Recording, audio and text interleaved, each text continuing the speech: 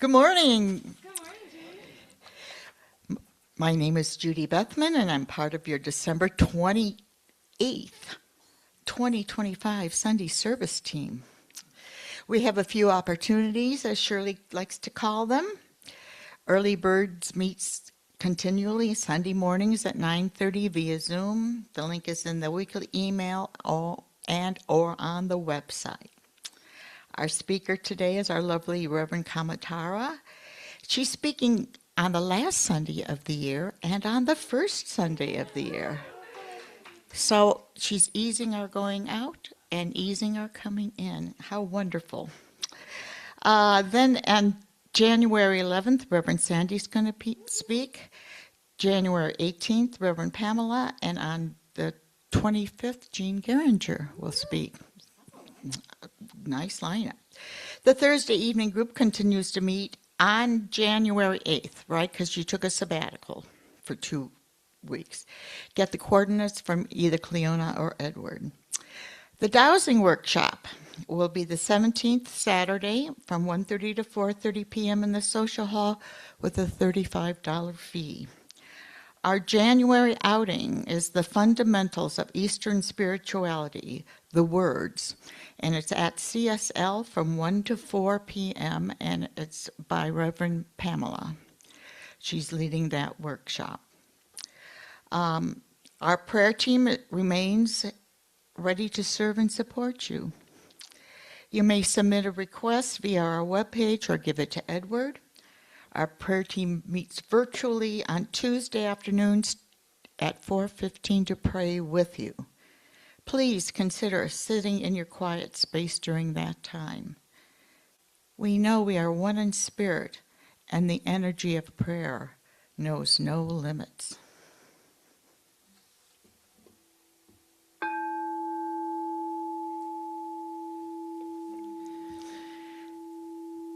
As we feel and hear these vibrations, let's take a big deep breath in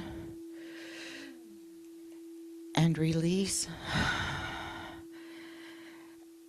And invite Spirit to be a part of this service as it always is, even without an invitation. And to thank Spirit for the wonderful weeks we've had celebrating the Christmas tide. As we look forward to the new year and we look back on the past year, may we release any of the energies from the past into the cosmos and have it dissipate so we don't worry about it anymore. For this we give great thanks, and so it is. Okay, well, we are changing our song of joy. That it's going to be to the tune of Old Lang Syne, and we'll see how we do. So please rise. Okay.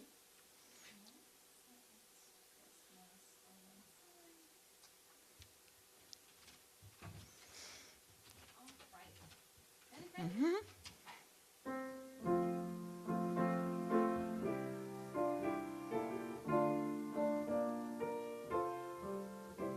The seasons brought us to the end with spirit then in mind. Our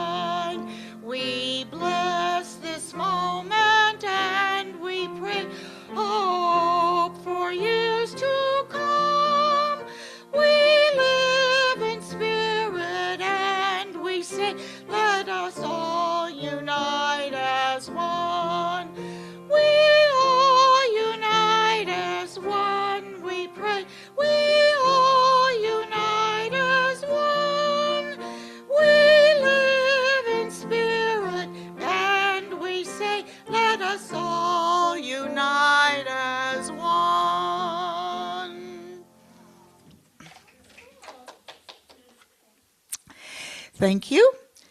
Let us now read our vision, our mission, and our affirmation. Our vision: to elevate spiritual consciousness in our world. Our mission: to support individual spiritual quests through celebration, study, counsel, loving fellowship, and service. Our affirmation: as the year comes to close, I celebrate the divine journey of my life. I affirm that each moment has unfolded in perfect order, bringing me closer to my highest self. I step forward in faith, joy, and love, ready for the limitless possibilities ahead. And we thank Kamatara for accompanying the Song of Joy. Now she's going to do our special music.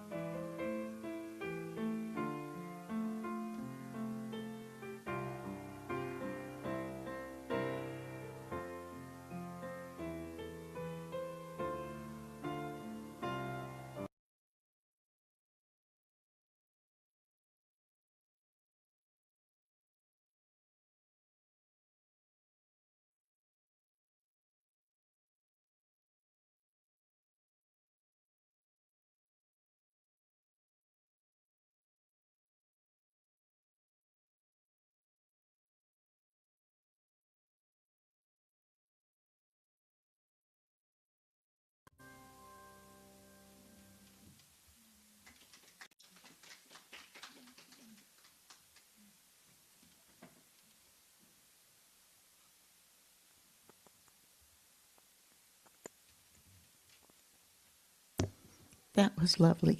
Thank you. All right. The reading for today comes from the December issue of Science of Mind magazine, and it's called Conscious Endings. Each end is always a beginning because nothing ever ends totally. Nothing can ever end. Everything continues, only forms change. That's by Osho. Coming to an end of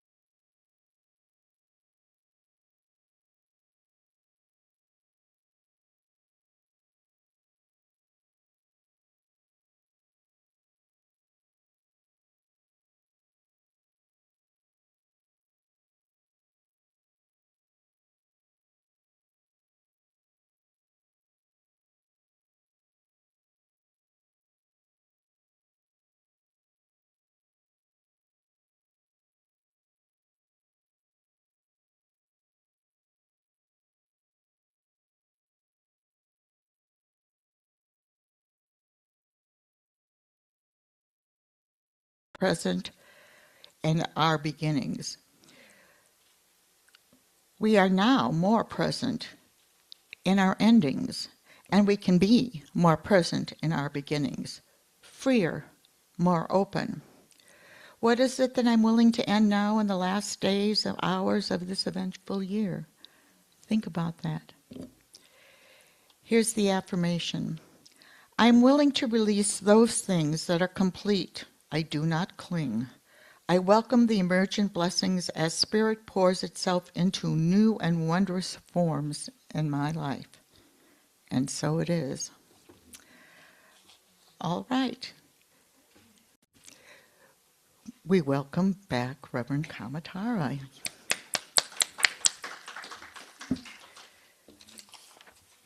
All this.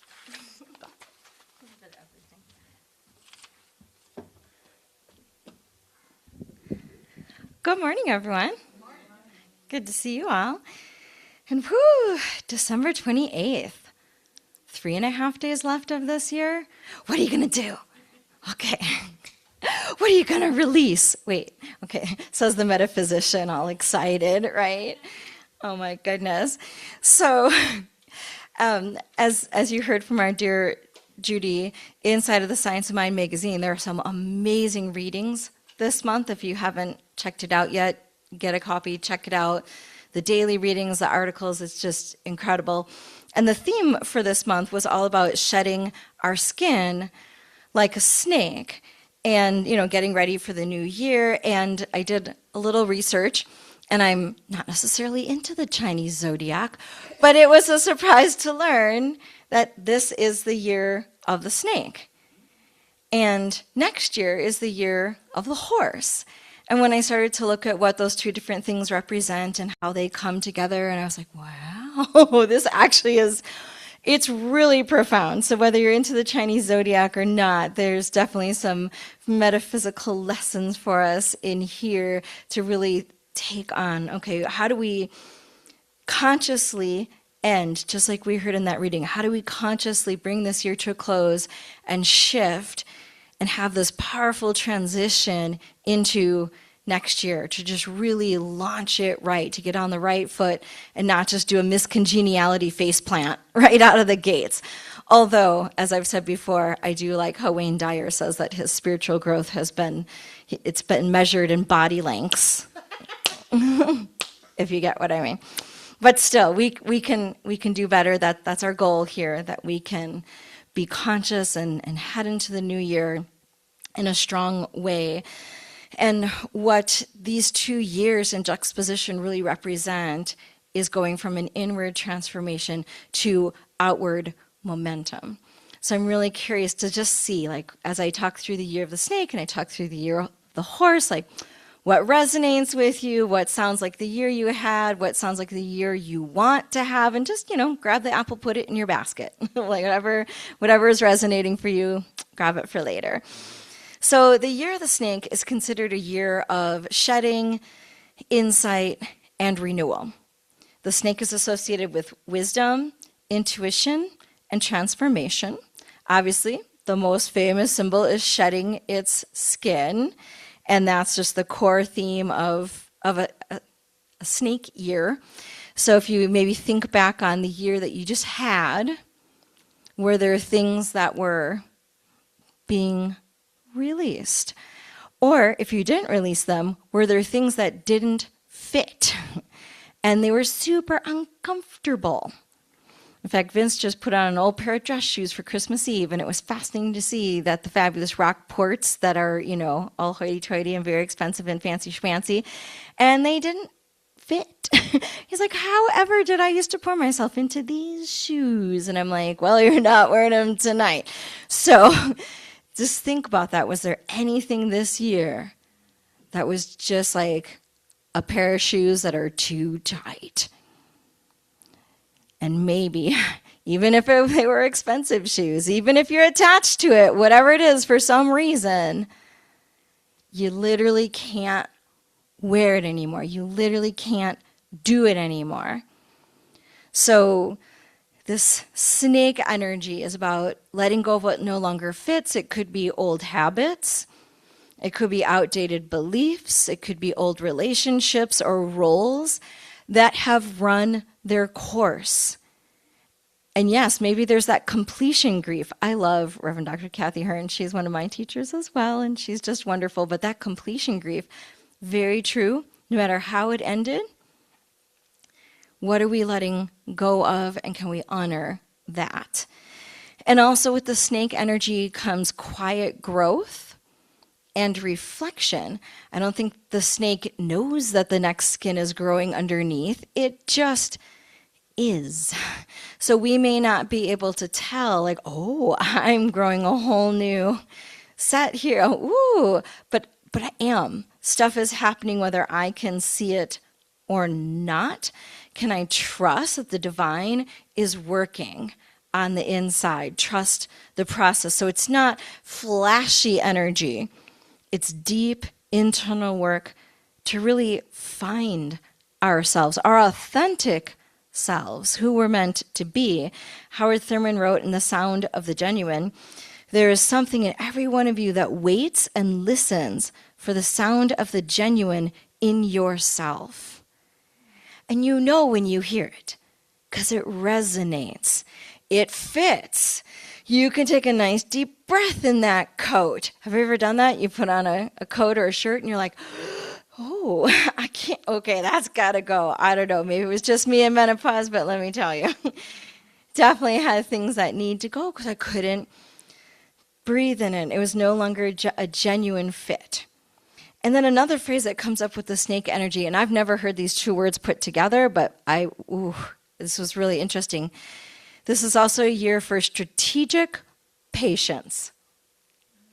Right? I never would think about being patient in a strategic way.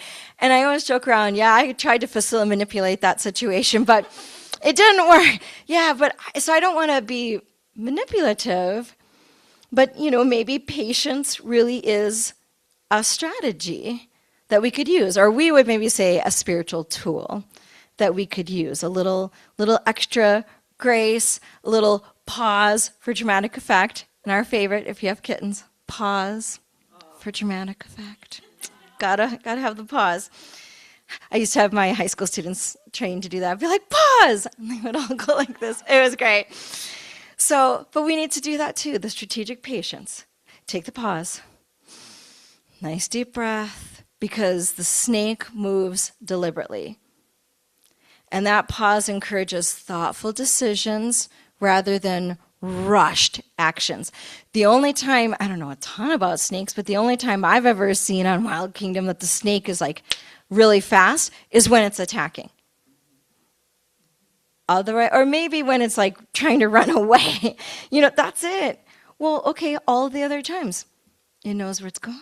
It knows what it's doing. It's getting there slow but sure. It does the thing. Wow. So snake energy is all about preparing for transformation, the sheddings, the endings, healing, grief, purification, and unveiling. Who are we really meant to be? So a snake year often feels like a reset year, that there's things happening beneath the surface, that even if the changes aren't immediately visible, that there are important shifts happening that's clearing the space for what's next. Do you ever notice, like, as soon as you clean out your garage or your cabinets or your something, then all of a sudden new stuff comes to you? Happens every time. So we've got to clear out, make the space. And so it may feel, maybe this year felt like things were falling apart, but maybe they were actually just falling away. And that's okay. We can bless and release. And just know that came to completion. It's not anybody's fault. It just is. To take a play out of our Buddhist friend's handbook, it's neither good nor bad. It just is. I saw a meme on Facebook that said, of course everything is falling apart. Your new life will cost you your old one. So the big concept that comes to me for this snake energy is really about transformation and surrender. And realizing just in my own life where I'm at this in-between space right now, is that as I surrender to transformation, it gets easier for my soul to breathe. Every time I surrender, it gets easier for my soul to breathe. And that's where the transformation happens. And that's where being uplifted happens, to just free fall into the arms of the divine, to not have to logic it out, to not have to have all the answers, not to have the force, I'm going to make this happen. Like, no. To shed the skin, to release what no longer serves the best and highest good is what actually allows God to do the heavy lifting instead of us. We can surrender to the transformation. And I'm not sure how you're feeling this year, but for me, I heard a phrase. Every morning I watch a little inspirational video on YouTube, and boy, it sure has my number now. Some of the videos that suggest, I was really surprised. And there was a video that used some of the works of French philosopher Simone Weil. I've never heard of her, but it was a surprise. And one of the things that really shocked me is it talked about what to do if you're feeling weary or exhausted. Yes, but it talked about exhaustion at a different level I've never even heard of before. It talked about the deep exhaustion that we may be feeling this year is at a soul level, not a body level. And that really captures the last year and a half that I've been experiencing of just so done and feeling just really burnt out and things needing to fall away. And basically, anything that's not of integrity, whether it's my own beliefs or people or organizations or activities, like anything that was not of integrity, fell away. And then it was interesting, once that fell away, to then have the spaciousness to clean up my own life. I can clean up my inner life. I cleaned up my outer life, and then to be able to have the space to breathe, to sleep, to eat properly, to exercise, to feel the peace that is always there. Peace is always there if I'm not disturbing it, right? Or I had a Buddhist friend who said, I'm upset because I'm upsettable. I know, sit with that one for a while. That's a humdinger. But it's so true. So really, we're cleaning up. This is right where we're at this ending time of year. It's cleanup crew time. 4 days left. What are we going to clean up? And just thinking even about the Christmas story that's about the sacred birth and the new year that is a rebirth. We're exactly in that pregnant moment for ourselves. Absolutely. And this year has been an amazing gestation period for what's being born next. And what's really exciting is that next year is a horse year. And a horse year is all about energy and motion and charging forward. So the horse brings a dramatic change in pace and perspective. Even just thinking about a snake on the ground being really earthy and a really close perspective, and a horse being up and seeing really far and being able to move and get there. So a horse represents freedom and vitality, confidence, and forward motion.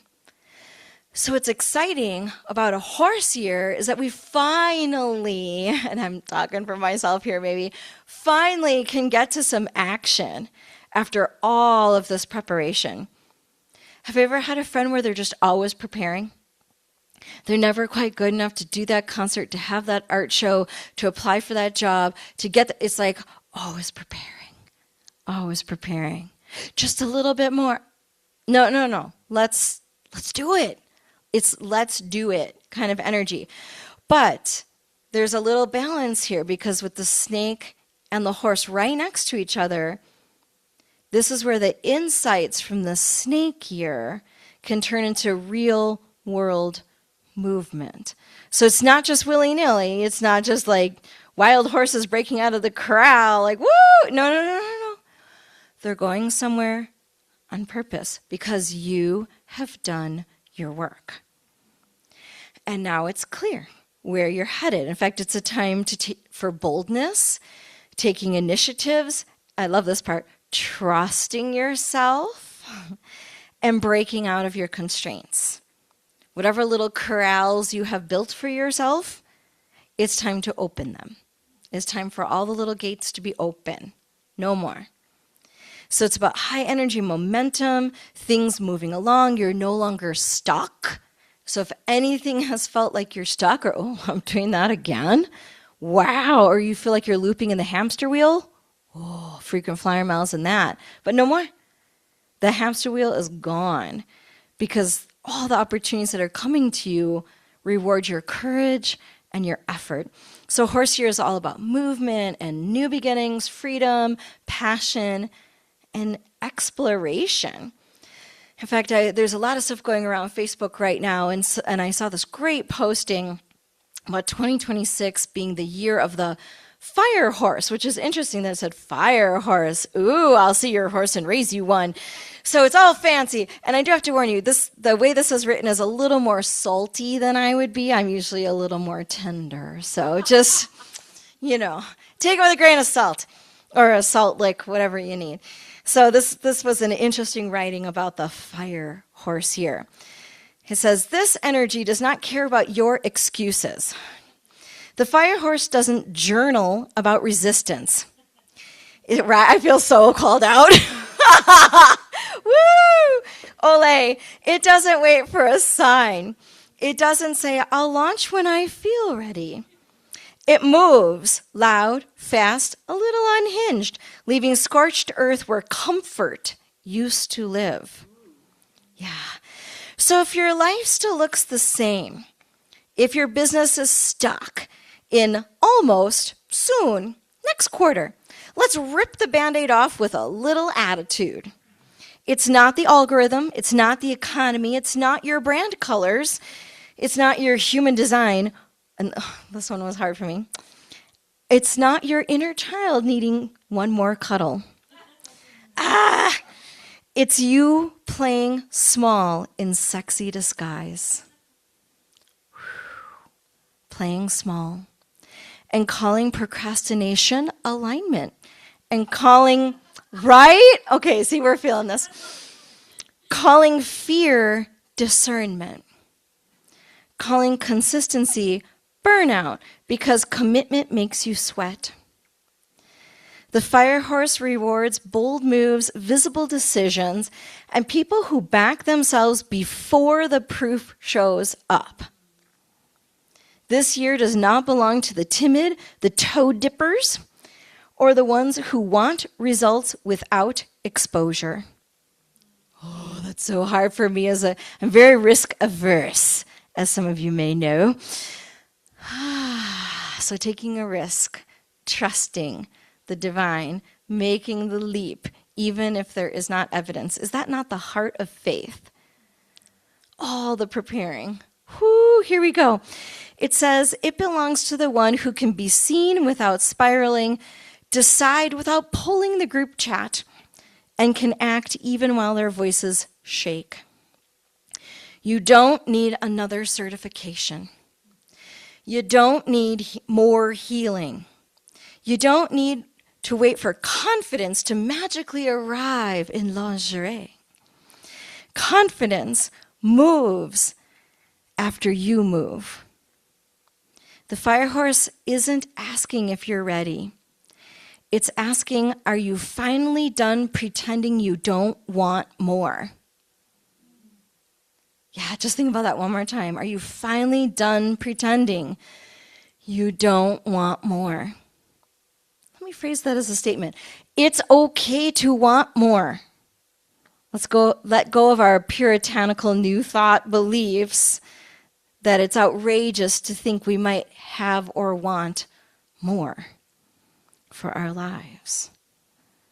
Another question it asks, are you going to stand on the sidelines watching bolder people take what you only will visualize? Yeah. Are you stuck in visualizing? Are you going to get in the game? And it ends by saying saddle up or step aside. Woo! Okay, that was a little saltier than I would care for, but there were some powerful questions that it asked, because our spiritual practices, as powerful as they may be, can be such a trap. I could take things to prayer until kingdom come and never do a thing about it. But we also like to say in our spiritual community, we treat and move our feet. We got to do it. You got to buy a ticket to win the lottery, right? Must be present to win. So we got to do both. How do we find that balance between the snake and the horse, right? So where the snake asks, what must I release? The horse asks, where am I going? And how fast can I get there? But hold your horses, because we're not quite there just yet. So we're in this tiny little piece of transition, this neat little bubble, this liminal space, this little hallway between this year and next year. And so we can really think about this transition from transformation to momentum, because these years together tell a really clear story. That snake year is to shed the old skin, to heal, to simplify, and to realign. And then the horse year steps into the fresh energy now that you're realigned. Now you've got it on. Okay, so we can step into fresh energy, we can act decisively and head towards what you've been preparing for. So the snake year was about becoming, and the horse year is about doing. And I know, the do. But sometimes, I was such a doer. Oh my gosh. Awards for doing. And then I slammed on the brakes this last year, and I was like, I need to just be. And now I'm like, okay, sister, it's time. Get back in the game. It's time to do. So again, how do we find our balance between becoming and doing? So in essence, this transition reminds us that growth has its seasons. Yes, we release and we refine. And then we move with confidence and power. So we need to honor both phases. The momentum of the horse year will feel less chaotic and more purposeful because we have the snake insights, the clarity. We can charge ahead with clarity instead of just speed. So we need both energies.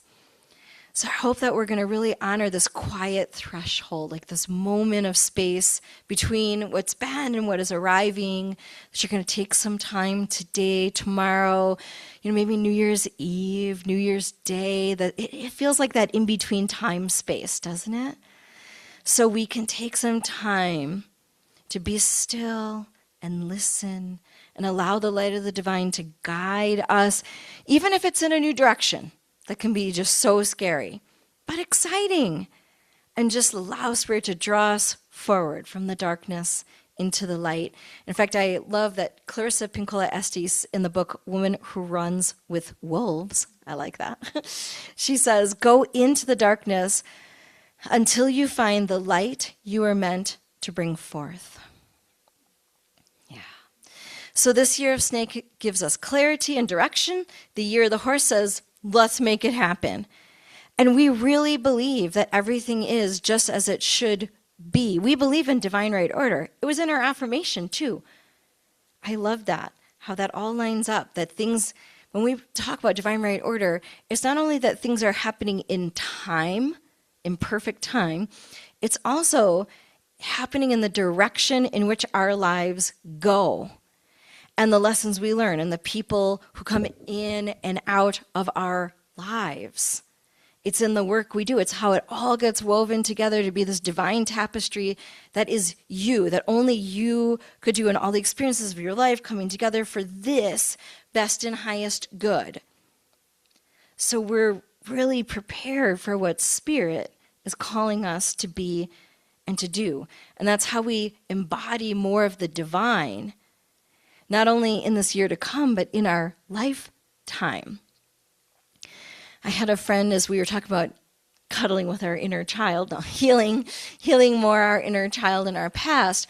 We were having this interesting discussion about, if we can go back and heal our inner child, why can't we go to the future and talk to our highest and best self who made all of the best decisions possible?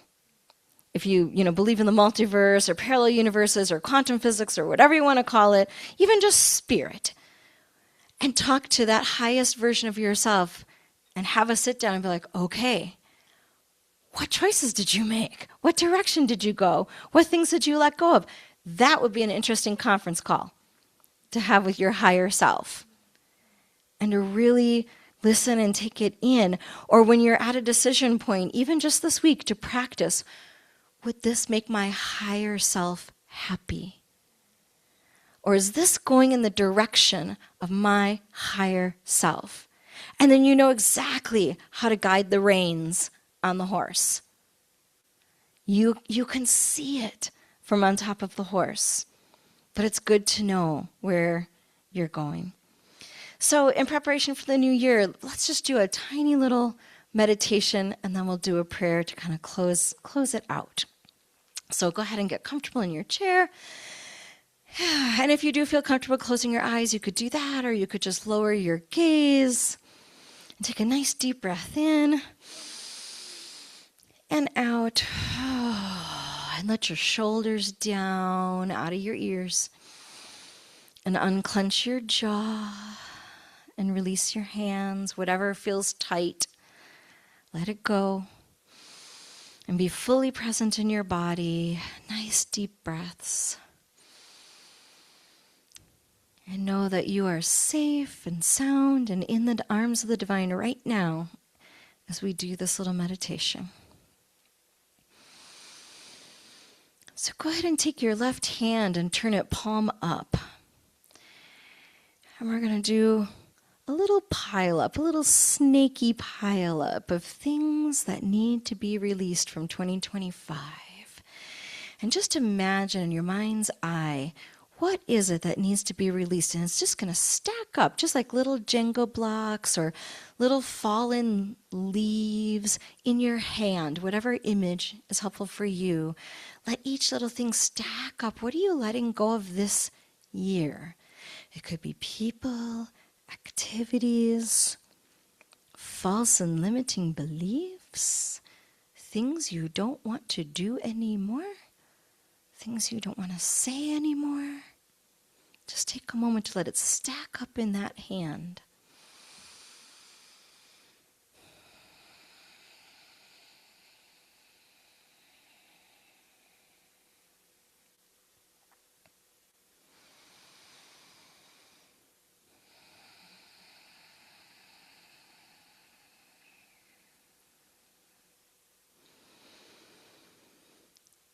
And what's stacking up are all the things that are dark and heavy and too small and not right or done. Thank you for your service. This is complete. And let it all stack up. And then just like a Navajo sand painting, we're just going to imagine blowing it away. It just disintegrates in the light and love of the divine. Take a moment to take a deep breath in and then blow it away.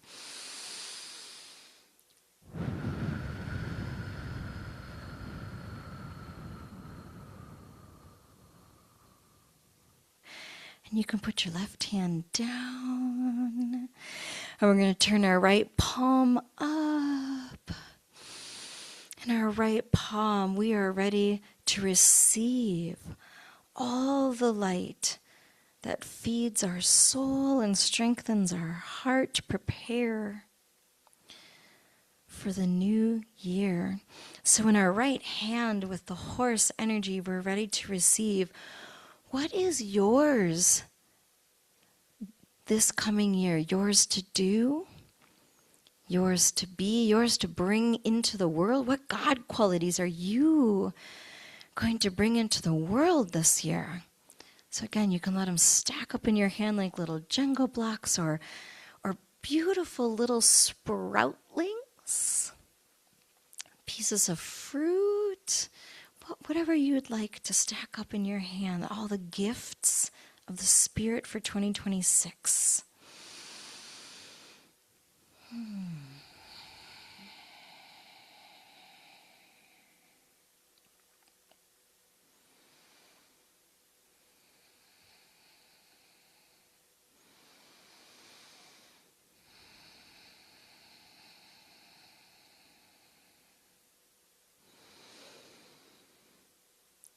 And you are ready. You have been preparing all year for this, for the bounty of the divine, for the goodness of the divine that expresses as you. Oh, and as all these gifts are stacking up, new roles, relationships, gifts of the Spirit, activities, whatever it is, instead of letting go of this one, we're going to let the light and love of the divine surround it and bless it. And we can take our right hand and put it right into our heart. And just let it wash inside of you with all the wonderful goodness that it is. And holding on to that, we can put our hands down and let's take it to prayer. Oh, sweet Heavenly Spirit, thank you, thank you, thank you for the gift that this year has been of 2025 in all its messy goodness. I know that the things that were dark and heavy and hard are part of the transformation, part of the growth that's happening, of the new skin that's being created underneath, and the old skin that's getting shed and let go of. I'm so grateful for the conscious evolution. We can choose and choose again, and we can grow and grow and grow. And we can experience more of our authentic selves, more of our divine calling here on earth. And so I take this moment to bless and release everything that we are shedding from 2025, to let it go. Thank you for your service. Thank you for that growth. Thank you for the insights. Thank you for the resilience and the strength and the insight and the grace and the wisdom that was hard-earned this year. And we hold on to the gifts of the Spirit and we let go of anything that no longer serves our best and highest good. And we turn towards the light and love of the divine that glows radiantly within us as we head towards 2026. And again, I give thanks for the huge blessings of Spirit, the gifts, all that is ours to do and be and bring into this new year, the qualities of the divine that live in us, the walking gospels of Christ that each one of us is. Each one of us is the good news for everyone who crosses our path. And we let it shine. And we gallop forth into 2026 with clarity and purpose. We know exactly where we're going and what we're doing, and our energy is vibrant and creative and beautiful. Oh. And so I give thanks for the experience of the old year and the new year and this amazing space in between, and the wonderful blessing that it is to be in this spiritual community, sharing these spiritual truths, realigning with the divine that is the presence and power within, and knowing who and what we are and what we're meant to do. We are so blessed, and everyone who crosses our path is blessed. And so knowing that absolutely everything is in divine right order as we shift from the snake to the horse, all of it is divine. And it is divinely guided and divinely blessed. And please join me in saying, and so it is. Amen. Whew, yeah, take a moment to get back in the room. Thank you for playing along with me. I appreciate that. So now I'm going to do, we had kind of a snake kind of meditative song. So now I'm going to do a horse kind of song.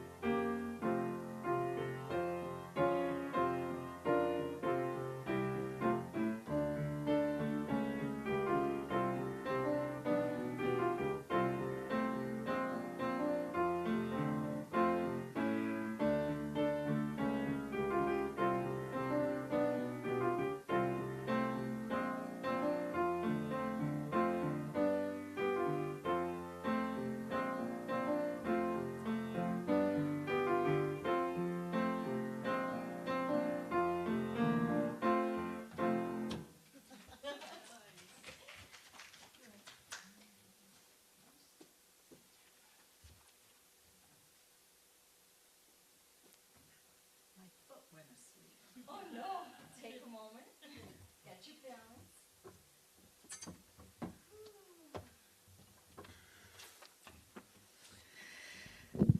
Nothing but blue skies for 2026. Yay, brah. All right, now it's time that we have our offering.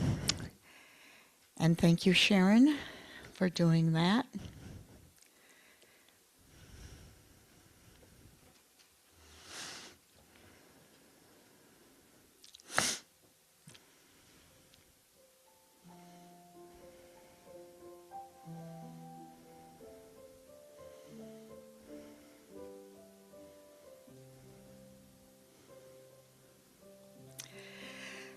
As we acknowledge and receive our virtual and in-person gifts, we give great thanks for the offerings already given and those we will be receiving, because we know that giving and receiving are both a part of the one flow. We affirm that we are also part of that flow. We bless these gifts and know that they are multiplied throughout our community. And so it is. Thank you, Sharon. All right, there are a number of folks who have contributed to the production of this service. And we're grateful for that service. Thank you, Sharon. Thank you, Brenda. Thank you, Edward. Thank you, Kamatara, who does a double role, the musician and the sermonizer, whatever. And we thank you for joining us in Zoomland and here in the sanctuary. And you can stay around for a Zoom meeting afterwards and join us in the social hall for Coffee and Conversation. Please stand if you are able and read with me the benediction followed by our congregational song.